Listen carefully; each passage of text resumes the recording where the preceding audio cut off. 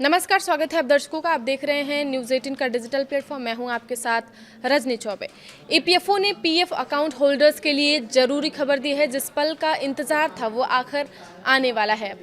EPFO ने 15 जुलाई तक 34 करोड़ खातों में 8.25% ब्याज और करीब 1.5 लाख करोड़ का ब्याज नए सिस्टम से क्रेडिट होने की जानकारी दी है। इसके अलावा खास खबर ये है कि पीएफ से जुड़ी सर्विसेज को और आसान और तेज बनाने के लिए नया सेंट्रलाइज्ड आईटी सिस्टम CITES लागू किया गया है। इसके बाद देश भर के पीएफ खातों का डेटा एक ही सेंट्रलाइज्ड डेटाबेस में रहेगा।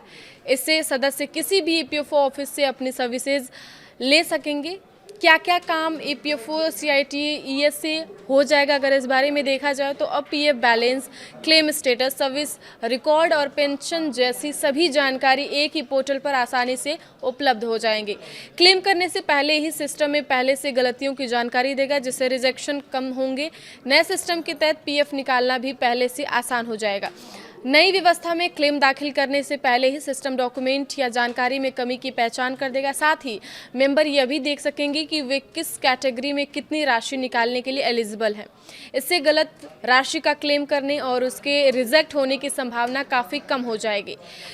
पीएफ क्लेम से जुड़ा नियम। जी हाँ, पीएफ ने ऑटो क्लेम सेटलमेंट की सीमा भी बढ़ा दी है। अब पूरी तरह KYC वेरीफाइड अकाउंट में 5 लाख रुपए तक के एडवांस क्लेम ऑटो अप्रूव किए जा सकेंगे। पहले यह लिमिट केवल 1 लाख रुपए थी, लेकिन अब ये 5 लाख रुपए कर दी गई। अगर क्लेम में किसी भी अतिरिक्त जानकारी की ज़रूरत होगी तो ईपीएफओ ऑनलाइन ही स्पष्टीकरण मांगेगा और सदस्य भी ऑनलाइन जवाब दे सकेंगे। इससे क्या होगा कि ऑफिस के चक्कर लगाने की ज़रूरत होगी, वो कम हो जाएगी।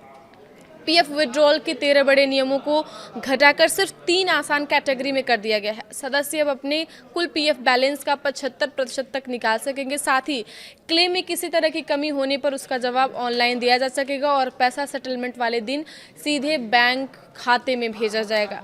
करोड़ों पीएफ अकाउंट होल्डर्स को राहत की खबर है। ये कर्मचारी भविष्य निधि संगठन यानी ईपीएफओ ने अपनी सर्विसेज को पूरी तरह डिजिटल और तेज बनाने के लिए CITES 2.1 centralised IT enabled services process लागू कर दिया है। केंद्रीय श्रम मंत्री मनसुख मांडविया ने बताया है कि इस नई व्यवस्था के लागू होने से पीएफ खाता धारकों को कई नई सर्विसेज मिलेंगी।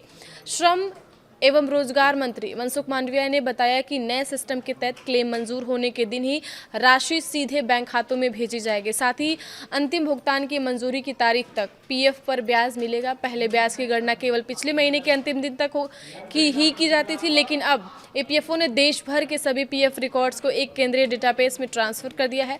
पहले हर ऑफिस का जो अलग डेटाबेस होता था और सदस्यों को उसकी कार्यालय पर निर्भर रहना पड़ता था, अब किसी भी अधिकृत ईपीएफओ ऑफिस से सेवाएं ली जा सकेंगी। ईपीएफओ ने यह भी बताया है कि 15 जुलाई तक करीब 34 करोड़ खातों में 8.25% ब्याज जमा किया जाएगा। इसके तहत लगभग 1.5 लाख करोड़ रुपए का ब्याज नए सिस्टम के जरिए खातों में ट्रांसफर होगा। अब ब्याज जमा होने के लिए अक्टूबर-नवंबर तक का इंतजार नहीं करना पड़ेगा। इसके अलावा नौकरी बदलने पर पीएफ अपने आप नए नियोक्ता के खाते में ट्रांसफर हो जाएगा और पेंशन धारकों देश के किसी भी ईपीएफओ ऑफिस या बैंक के जरिए अपनी सर्विसेज का फ़ायदा ले सकेंगे। नौकरी बदलने वालों के लिए भी ये गुड न्यूज़ देखने को मिल रही है कि नौकरी बदलने वालों के लिए, कर्मचारियों के लिए बड़ी राहत की खबर है कि अब आधार से जुड़े यूएन वाले पीएफ खातों का ट्रांसफ़र अपने आप हो जाएगा। इसके लिए अलग से आवेदन करने या पुराने और नए नियोक्ता की मंजूरी लेने की ज़रूरत नहीं होगी।